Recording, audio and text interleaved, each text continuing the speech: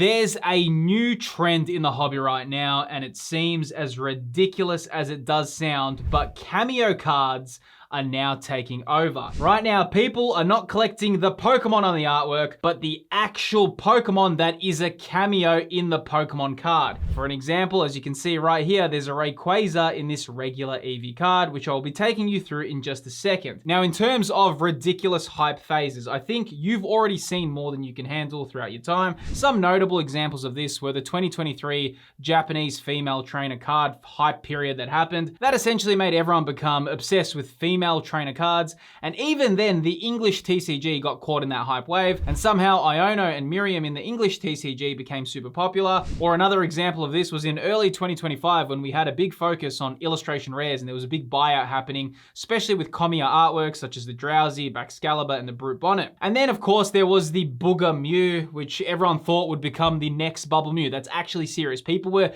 convinced that because it was illustrated by the same artist that now this new Booger Mew would become this crazy expensive chase card. It's fair to say that a lot of these hype periods are a little bit tongue-in-cheek, and they do come around, but rarely do they stick, though there is some that are a bit more sticky than others, and I'll take you through some of those in a second as well. But as I was saying, this new hype phase is to do with cameo Pokemon, and I don't know, man, out of all the hype phases I've seen, this just feels so weak. Like, it just feels like it has no strength for any longevity. From what I understand, how this hype phase started was because the Forest Pikachu from Ascended Heroes, the silhouette of that has been spotted in the Bulbasaur 30th illustration rare. And now this is having a ripple effect, and other cameo cards are just getting a little bit caught in this hype period. And now people are considering, hey, we now need to add cameo Pokemon to our collections. Now, because this cameo craze has happened, I can already guarantee any future chase cards or top special illustration rares, if they have a clever cameo of a Pokemon, I can guarantee that's already gonna now be an indicator if it's gonna be an expensive card or not. All right, let's get into it. Cameo card craze. Yes, this is what we're dealing with. All right, so like I said, that whole silhouette of Pikachu on the Bulbasaur has now started this, and now I'm seeing people are like online spotting, oh, this Pokemon has a cameo, it's gonna go up in price. Dude, what the hell? I don't even know what's happened. We're all a bunch of bananas. Anyway, it's a rite of passage. If you collect Pokemon cards, you better eat bananas because we're all a bunch of Fruit Loops. Anyway, looking right here on the Bulbasaur. So we can see it was selling for $24, and right there, just there you go, it's now selling for $45. So it's a pretty significant increase in price. And obviously, all of that has to do with this cameo of the Ascended Heroes Pikachu. Now, we have seen this before with the Marshadow illustration rare from Mega Evolution. Now, that also had a little bit of something like this happening as well. So here I'm on the Marshadow, and as you can see right here, there is a cameo of Pikachu, which I think is far more creative than the Bulbasaur silhouette one that we all saw as well. Though here, I'm gonna just show you why these hype trains are. This cameo craze already has happened before, but now for some reason, this one seems a bit stronger and a bit more insidious. Anyway, if I pull this into the year graph, right there, you can see already when this card kind of released, that Pikachu cameo caused that spike, and then you can see what happened. So it was selling for $40 US, which is a lot for an illustration rare. That's really expensive. But there you go, you can see the Marshadow went all the way to $83, and all of that to do was with that cameo of Pikachu. That was already big news last year, and then of course you can see it has dropped very much so.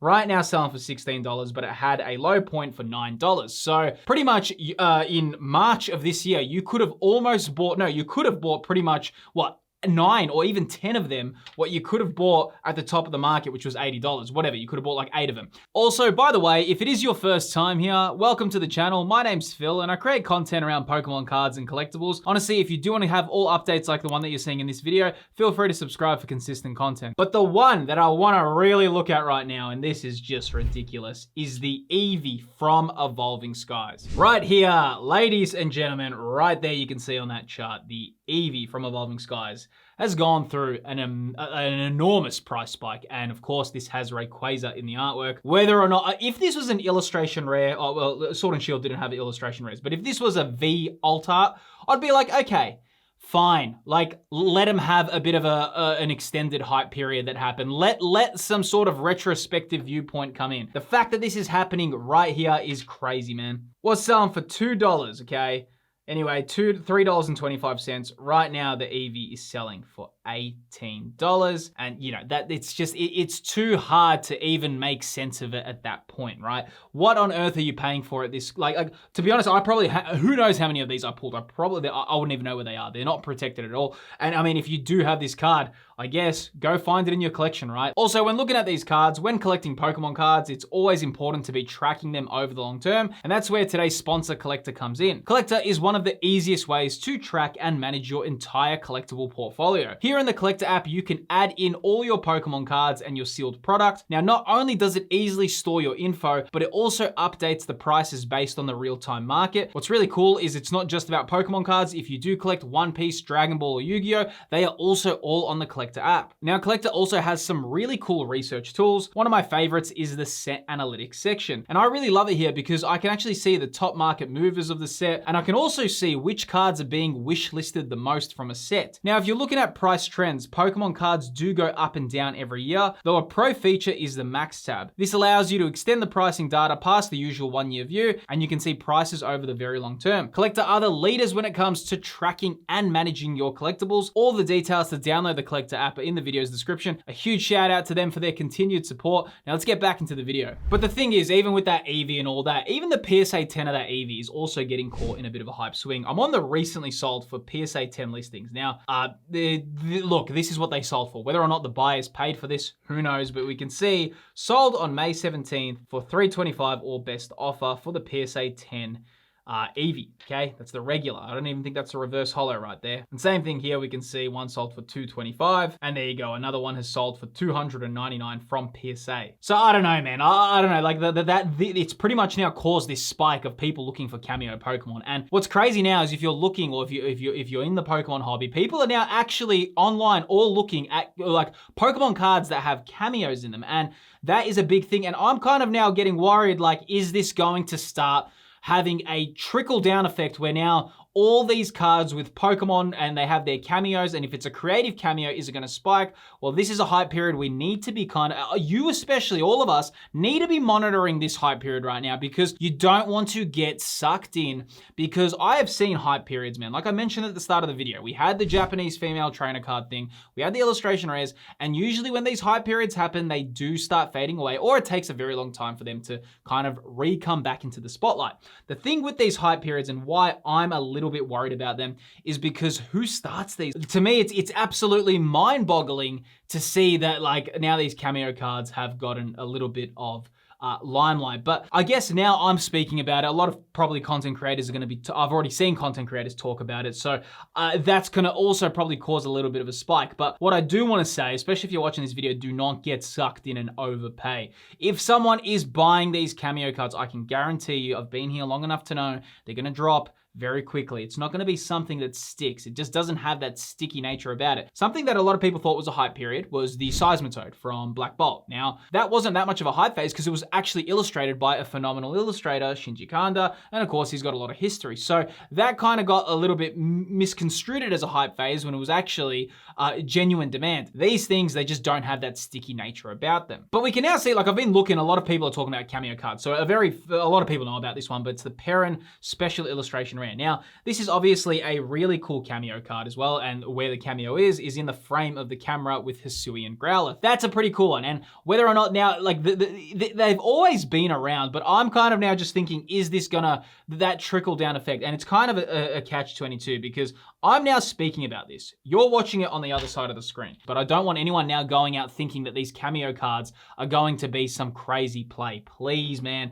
It is just something that started. I'm talking about it because I find it just ridiculous. I honestly find it so crazy that it's happened. And yeah, I don't even know how, like, where did people think that how do you even think of this, man?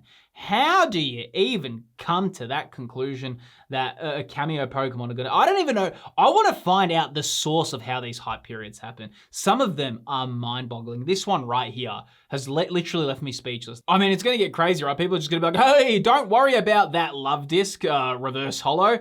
It has a Miltank on an island in the background. That's what we want. Don't worry about it. I mean, it's crazy, right? It just like, even when you explain it, it doesn't make sense. A lot of people don't know though, a lot of cards do have cameos. One that a lot of people haven't actually spotted is in the Magikarp illustration rare. It does have a very cool Gyarados cameo. This is actually a cool one, okay? This is actually pretty sick. Though, of course, the price for this is already astronomical. So the Magikarp's already selling for crazy amounts. But you can see that they are quite common. It's not a new thing, cameo cards. And yeah, Gyarados is right there in that artwork, looking really cool, and it blends really well, which I think is a more creative way to do it. Another one I actually saw on Reddit, someone posted this one, was the Field Worker. And it's a classic card, but that is actually a pretty cool cameo card of Mew as well there. So look at me, as I'm now talking about it, I'm like, oh, the cameos, wow. They're cool, right? Like, oh, wow, look, I'm even becoming a banana. But look, I just think that this seems like one of those common things that we always see. In fact, these hype periods actually usually always start around this time period every year. The Japanese female trainer card thing happened in 2023 around this time period. The illustration rares of Komiya all happened around this time period last year, and now we're seeing another hype period. I wonder if that's something that why that happens always around this time period. It is so weird how it always happens, like literally before the US and Europe summer period, some sort of new hype train comes about. Look, they're funny. Market manipulation could be. It's just there's a lot of things going on right now. What's causing this kind of new spike? I get it. These cameo cards are funny, but there is actually interesting things. For example, there is an illustrator known as Saya Tsuruta. She essentially actually always illustrates hidden Pokeballs in her artworks. And these, to me, this is actually way more creative, way more cool, and way more personal. And her pretty much, that's her signature, that she finds a creative way to hide Pokeballs in her illustrations, and really, really cool. They're actually quite hard to spot. I mean, I was opening a card on stream. Actually, I was selling a card on stream, and I saw one of the cards that had the hidden Pokeball, and it was taking me a long time to find it. But if you do go through some of her cards and her illustrations, that to me is far more interesting, and it's way more personal because you're actually collecting the illustrator, way more connection, and of course, the way she finds ways to add them is it's never the same. You always have to find a different way to spot one, and it's a really creative way to do something like a cameo, which I find is more interesting. It is interesting and crazy how this hobby works and the amount of ways that hype periods build. And I'm very interested to know what you're thinking right now of this hype period, because it is a clear kind of telltale sign of the hype period of Pokemon cards and what happens and the way these things manifest. It is wild. I just do not know. Does it start from a funny Instagram reel? Does it start from people all talking about it? Is it like one Reddit thread that just causes a ripple effect? I have no idea how these things come about. Maybe are you going to now be sending your Eevee to get graded, whether or not it's going to have a long turnaround time?